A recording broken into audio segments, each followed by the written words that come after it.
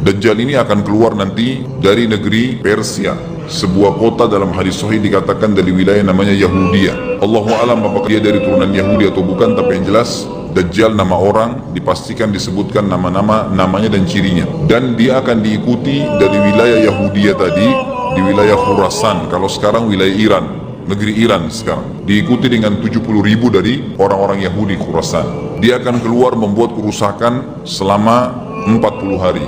Kata Nabi SAW, 40 hari itu sehari seperti setahun, sehari lagi yang kedua seperti sebulan, hari yang ketiga seperti sepekan, dan sisa harinya seperti hari kalian. Ulama hadis mengatakan yang dimaksud adalah sehari pertama seperti setahun, memang setahun maksudnya. Jadi Dajjal akan buat kerusakan setahun, 2 bulan, 2 pekan. Dia akan keliling muka bumi semuanya, dan kata Nabi SAW, seluruh bumi ini akan dimasuki oleh Dajjal. Tidak tertinggal satu lorong, gang, jangankan kota atau desa, kecuali Dajjal akan masuk ke dalamnya, kecuali Madinah dan Mekah. Tidak bisa dimasuki oleh Dajjal. Kata Nabi SAW dalam hadis sahih, karena di setiap pintu gerbang Mekah dan Madinah malaikat menghenuskan pedangnya dan menghalau Dajjal sehingga Dajjal tidak bisa masuk. Ciri-ciri Dajjal disebutkan dalam banyak hadis yang sahih adalah mata kanannya yang paling pertama rusak seperti anggur kering. Kata Nabi SAW dalam hadis sahih, ketahuilah Dajjal buta mata kanannya dan Tuhan kalian tidak buta, karena dia akan mengaku sebagai Tuhan. Bagaimana bisa orang mau mengikuti dia? Karena dia diberikan kelebihan sama Allah SWT. Dalam hadis sahih juga disebutkan kalau dia masuk ke dalam sebuah tempat, lokasi, wilayah, dan dia mengaku sebagai Tuhan, orang-orang ikutin, maka wilayahnya jadi subur, peternakannya jadi banyak, hujan turun dari langit, tanaman-tanaman mereka jadi subur. Memang fitnah, Allah turunkan tanda-tanda hari kiamat. Kalau wilayah itu tidak beriman kepada dia sebagai Tuhan, maka jadi kering, tandus, cobaan dari Allah Subhanahu wa ta'ala. Makanya kata Nabi SAW disebutkan cirinya Dajjal mata kanannya rusak dan seperti anggur yang rusak. Kemudian dia orangnya memiliki kulit yang kehitam-hitaman serta memiliki dahi yang lebar. Setiap orang beriman bisa membaca di dahinya tertulis 3 huruf kafara. Semua orang yang ngerti tulisan Arab, tidak ngerti tulisan Arab akan bisa tahu dan baca itu. Di dahinya tertulis naudzubillah kafara, kufur. Semua orang muslim, orang beriman bisa baca itu. Rambutnya keriting dan orangnya tinggi besar. Dia akan mengaku sebagai Tuhan, dan Dajjal akan diikuti kata Nabi SAW dengan pohon, dengan gunung, bergunung-gunung makanan. Allahu a'lam maksudnya bergunung-gunung ini seperti apa, tapi Dajjal kemungkinan besar memiliki banyak sekali persiapan yang dia akan berikan kepada wilayah-wilayah yang beriman kepadanya. Kata Nabi SAW, kalau kalian dengar Dajjal keluar di satu lokasi, maka menghindarlah. Walaupun kalian harus lari ke gunung, tapi kalau seseorang di antara kalian bertemu dengannya, maka kokohkanlah. Artinya, kuatkanlah iman kalian walaupun kalian harus dibunuh. Dajjal ini memiliki di tangan kanannya api, kelihatan besar. Allahu a'lam di telapak tangan atau di sebelah kanan tubuhnya. Kemudian di sebelah kirinya itu memiliki air yang sejuk seperti sebuah lautan yang luas. Sebagian ulama hadis mengambil hadis ini dengan letter-letternya, artinya dia memang punya api yang sangat besar untuk menghukum orang-orang yang tidak beriman pada dia, dan dia memiliki sungai yang atau lautan yang luas, airnya sejuk dan dingin bagi orang yang ikut kepada dia. Kata Nabi SAW, kalau kalian ditangkap oleh Dajjal, hadis begini, kalau kalian dengarkan Dajjal, carilah tempat yang jauh dan jangan seseorang di antara kalian berkata, imanku kuat, aku akan menghadapinya. Karena bisa saja dia mengatakan itu, ternyata pada saat ketemu dia jadi pengikutnya. Tapi kalau kalian bertemu, kokohkanlah pendirian kalian dan yakinlah Dajjal, ya, di tangan kanannya ada api dan di tangan kirinya ada lautan. Kalau kalian tertangkap, maka pilihlah yang di tangan kanannya yang api dan ucapkanlah bismillah. Pada saat kalian pun harus dilemparkan ke api itu, ketahuilah api tersebut adalah lautan yang dingin. Terbalik, air yang dingin di tangan kirinya sebenarnya itu adalah api neraka yang panas. Maka kita diajar oleh Nabi SAW.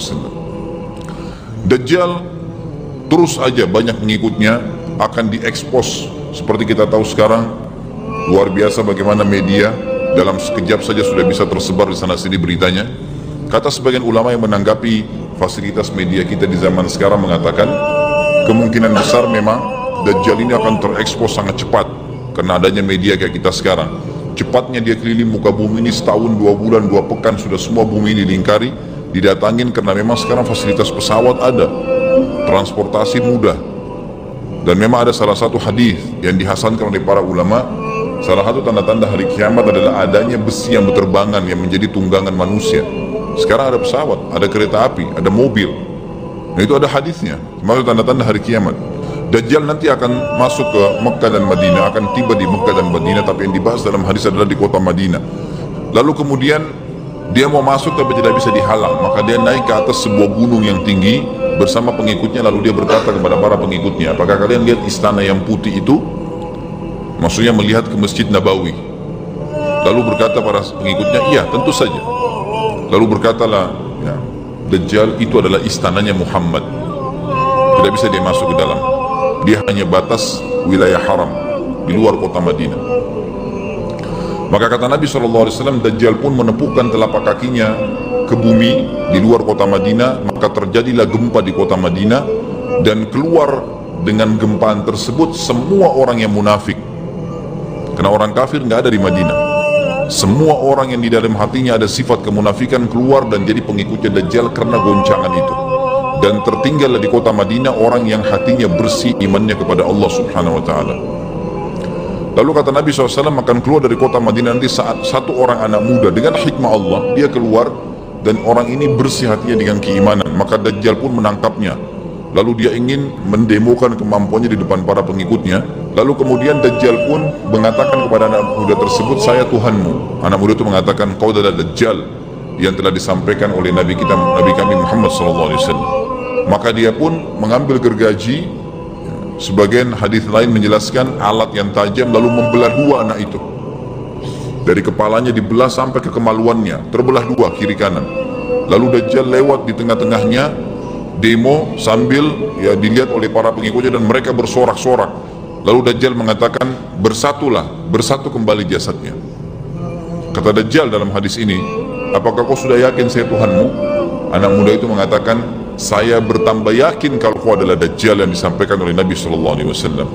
Kata Nabi SAW dalam hadis penutup, ini hadis sahih riwayat Bukhari, riwayat Muslim, ahli sunan, semua menukil tentang masalah Dajjal. Saya tidak sebutkan siapa-siapa perawinya karena memang ini semua hadis sahih. Cukup banyak hadisnya, saya satukan saja, jadi merangkai seperti sebuah cerita. Maka Dajjal pun akhirnya setelah itu tidak mampu menyentuh anak muda lagi. Anak muda itu Allah SWT sudah selamatkan dia. Ringkas cerita, Mekah sama Madinah cuma dia laluin, kemudian dia menuju ke Palestina. Pada saat tiba di Palestina, dia Dajjal sendiri tidak tahu kalau ajalnya sudah dekat. Maka dia pun akhirnya berdemo di sana, menganggap dia punya sebuah kerajaan, sampai di daerah Palestina, tepatnya sekarang Israel. Subhanallah, direbut wilayah itu oleh Israel tanpa mereka sadari. Dalil-dalil wahyu menuntun mereka ke situ. Ada sebuah kota namanya kota Babulut di Israel. Itu kota itu ada, saya pernah lihat cuplikannya, termasuk kota yang diidolakan di dalam negeri Israel sendiri, namanya Babulut.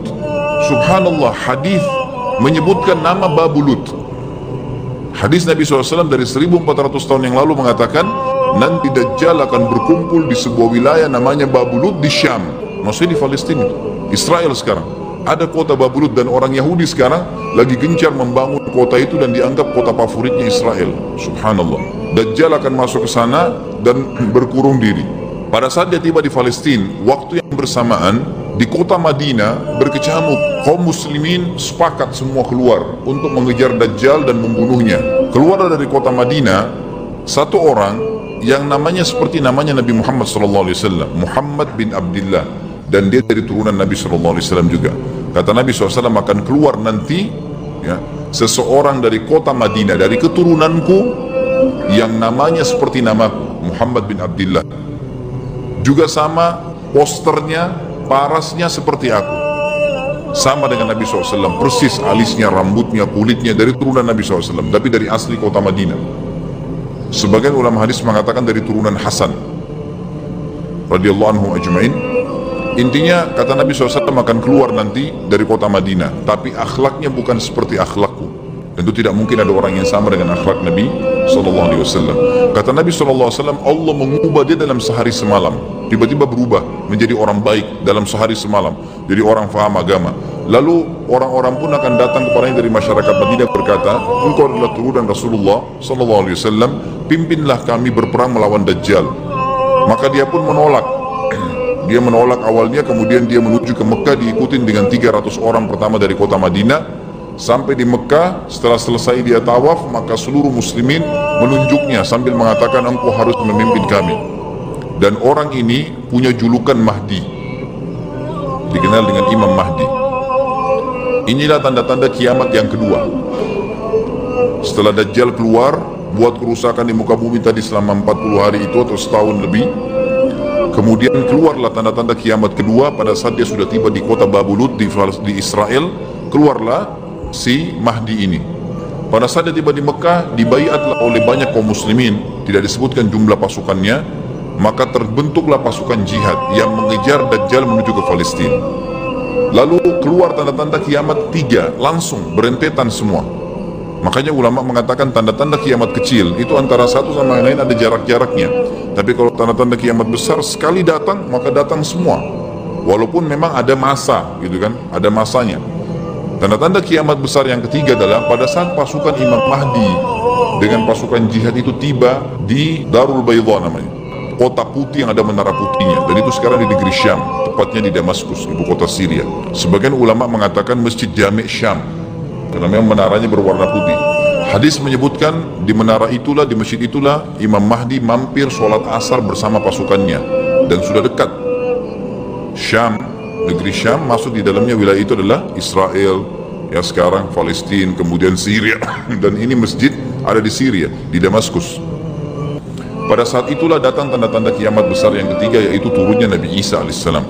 Kata Nabi SAW dalam hadis Bukhari, hadis Muslim, hadis Sahih semuanya, dikatakan Isa alaihissalam akan turun sambil memegang kedua sayapnya malaikat, dan dari rambutnya yang basah meneteskan air. Pegang sayap malaikat turun, dan semua muslimin waktu itu menyaksikan. Yang masih hidup zaman itu menyaksikan, dan ini wahyu, penyampaian, pasti terjadi. Maka dia pun turun, lalu kemudian dia masuk, dan orang-orang pada saat itu mengenalnya kalau dia adalah Isa, dan mereka sudah tahu ini masanya, turunnya, keluarnya Dajjal, ini Mahdi sudah ada, mereka tahu akan turun Isa, sudah ada informasi seperti saya sampaikan ke Bapak Ibu sekarang, itu muslimin di zaman itu sudah tahu semua. Maka Isa pun alaihissalam waktu itu dipersilakan oleh Mahdi untuk jadi imam, maka dia pun mengatakan tidak, imam dari kalangan kalian. Dan kata Nabi SAW, ini kemuliaan bagi umat ini, karena Nabi sholat di belakang umat ini. Semestinya kalau ada Nabi, pasti Nabi jadi imam, tidak mungkin digantikan oleh manusia biasa. Tapi waktu itu Imam Mahdi menjadi imam dan Nabi Isa sholat di belakangnya. Perlu anda tahu juga hadis Nabi SAW yang sahih yang berbunyi, kalau Musa dan Isa hidup di zaman aku sudah diutus, niscaya keduanya akan jadi pengikutku. Jadi memang kena kebenaran agama ini dibawa oleh Nabi SAW. Baik, sholatlah mereka, kemudian mereka menuju ke Palestina. Tiga tanda-tanda kiamat sekaligus terjadi.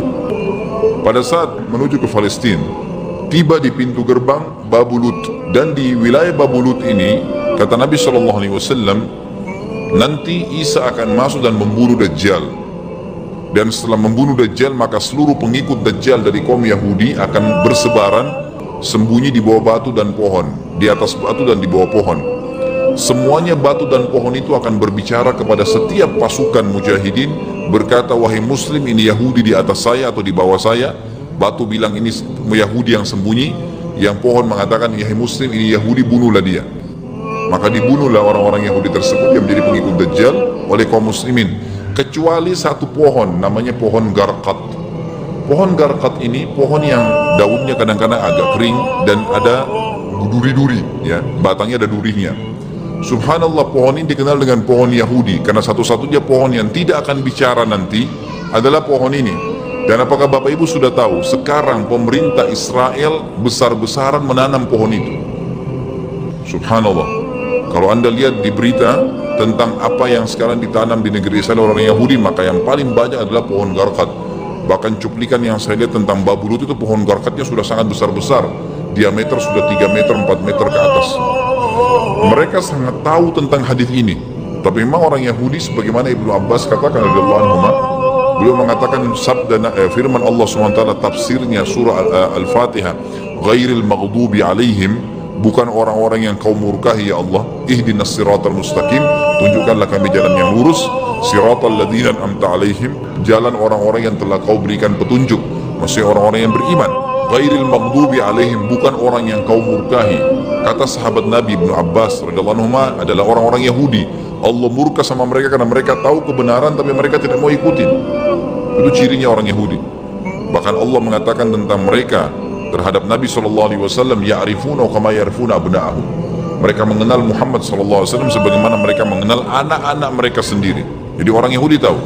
Waladhdallin, dan bukan orang-orang yang sesat. Ini adalah kata Ibnu Abbas, orang-orang Nasrani mau nyebarin agama tapi mereka keliru. Agamanya yang Nabi Isa itu tidak wajib disebarkan di seluruh dunia, tapi disebarin untuk Bani Israel, karena Nabi Isa diutus untuk Bani Israel. Mereka mau berdakwah tapi salah. Ringkas cerita adalah Nabi Isa alaihissalam akhirnya tiba dengan pasukan mujahidin di depan pintu gerbang Babulut. Kemudian orang-orang Yahudi tidak kenal, tidak tahu Nabi Isa, tidak tahu tentang itu Mahdi. Mereka belum tahu ini. Mereka berbangga-bangga saja. Lalu mereka berkata kepada Dajjal, ada pasukan, segelintir pasukan yang mau menyerang kita. Dajjal mengatakan, bukakan pintu gerbang. Mereka tidak akan mampu melawan kita karena pasukannya mereka banyak memang. Maka Dajjal dengan sombongnya menunggu di depan pintu gerbang. Pada saat dibuka, Dajjal kaget melihat ada Isa alaihissalam. Dan pada saat itu kata Nabi SAW, Dajjal faham kalau sudah tiba ajalnya. Begitu melihat Isa alaihissalam, dia lari dan badannya sambil meleleh di depan para pengikutnya.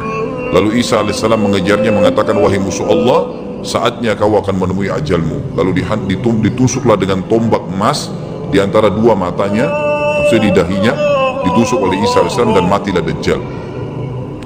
Pada saat Dajjal mati, pengikutnya pada ketakutan semua. Mereka anggap Dajjal Tuhan, mereka anggap Dajjal orang yang perkasa lah, orang yang kebal lah, beragam macam kelebihan. Mereka kaget pada saat mati, maka bertebaranlah mereka dan akhirnya mereka sembunyi di bawah pohon dan batu. Di atas batu kemudian seperti saya katakan tadi, hadis menjelaskan batu dan pohon akan memberikan penjelasan, hai muslim ini Yahudi, bunuhlah.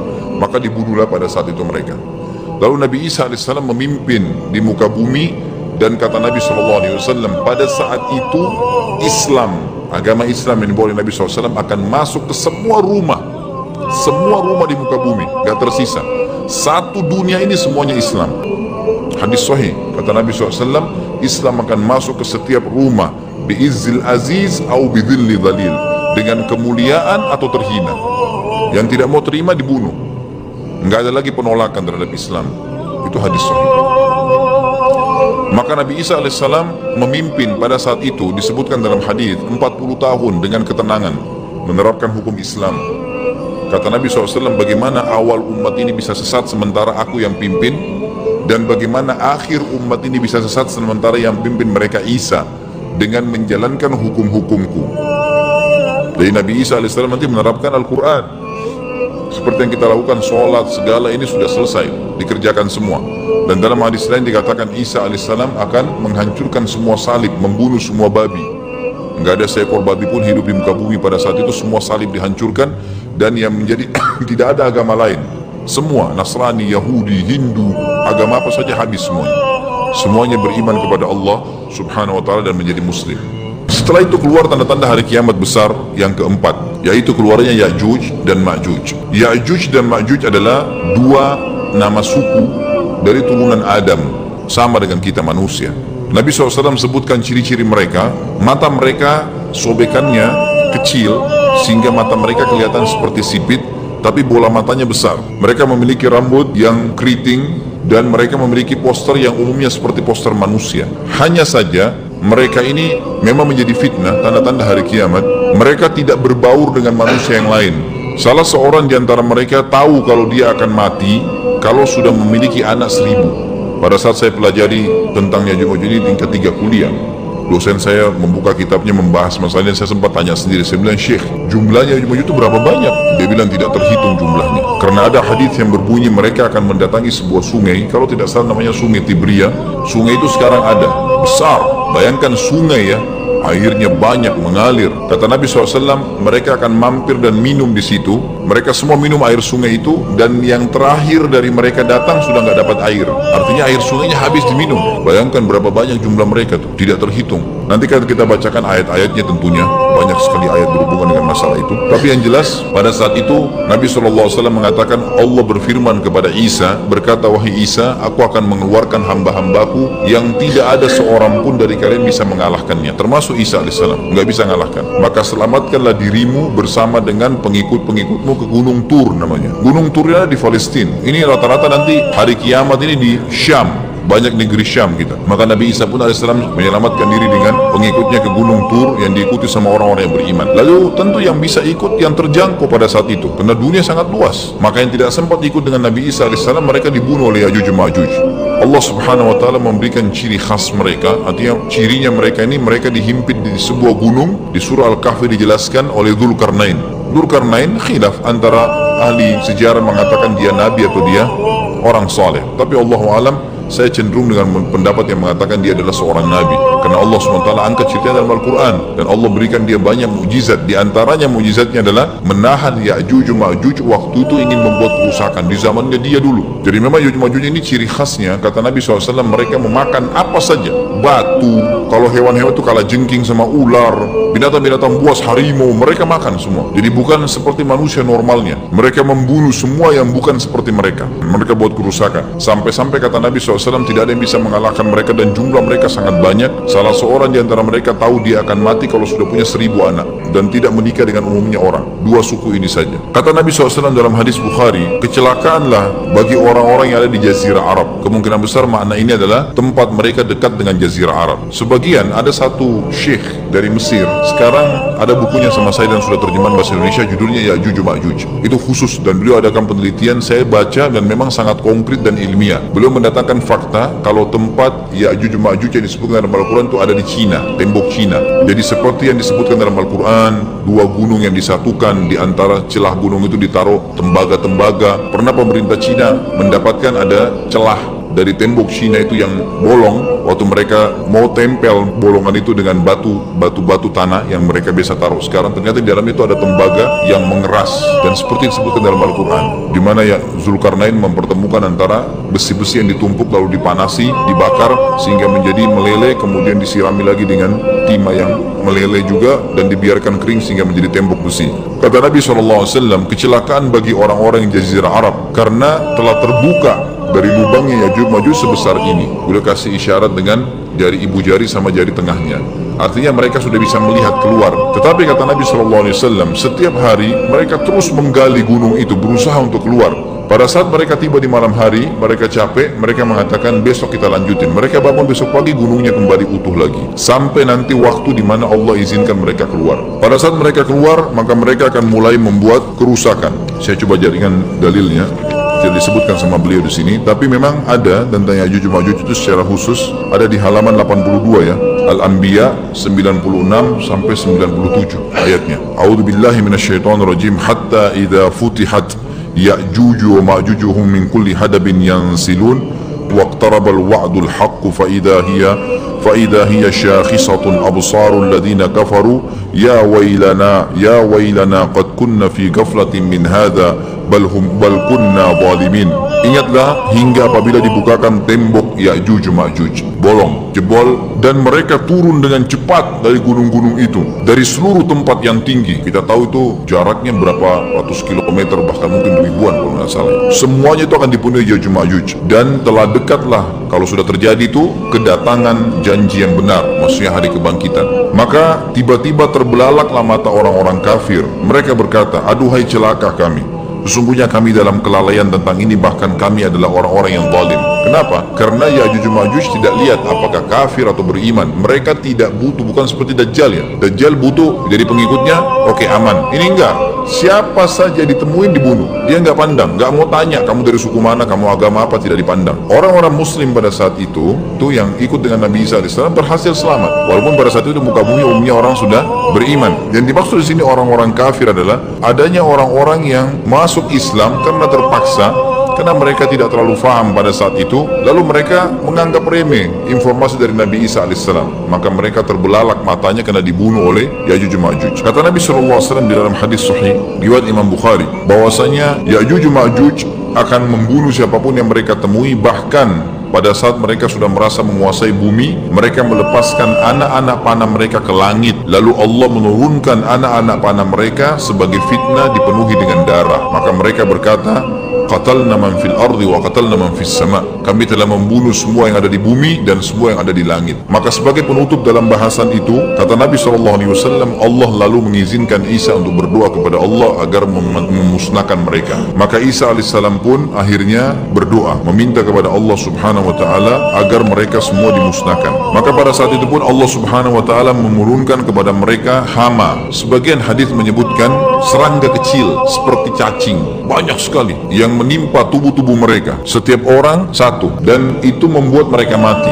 dan mereka mati seketika semuanya. Jadi secara bersamaan semuanya meninggal. Allahu a'lam waktu itu berapa ratus juta jumlah orang Ya'juj Ma'juj pada saat itu, tapi semuanya akan mati dan seluruh muka bumi dipenuhi dengan jasad mereka. Setelah itu Nabi Isa alaihissalam pun berdoa kepada Allah subhanahu wa ta'ala agar menghilangkan jasad-jasad mereka yang baunya sudah luar biasa waktu saat itu disebutkan dalam hadis. Maka Allah subhanahu wa ta'ala mengabulkan dan mengutus dari arah barat burung-burung yang lehernya panjang dan pelatuk mulutnya besar, yang memegang setiap jasad yang Ya'juj diambil, diangkat, setiap orang satu burung. Bayangkan berapa banyak miliaran burung pada saat itu. Kita nggak tahu bagaimana, Allahu a'lam, tapi ini wahyu, penyampaian informasi yang pasti. Diambil, kemudian jasad-jasad mereka dilempar ke lautan. Lalu Allah SWT turunkan hujan. Pada saat turun hujan, maka hujan tersebut membersihkan semua bekas-bekas mereka, kotoran mereka, darahnya segala bersih. Maka bumi kembali subur lagi. Tapi tidak disebutkan berhubungan dengan masalah ini berapa lamakah kejadian tersebut terjadi.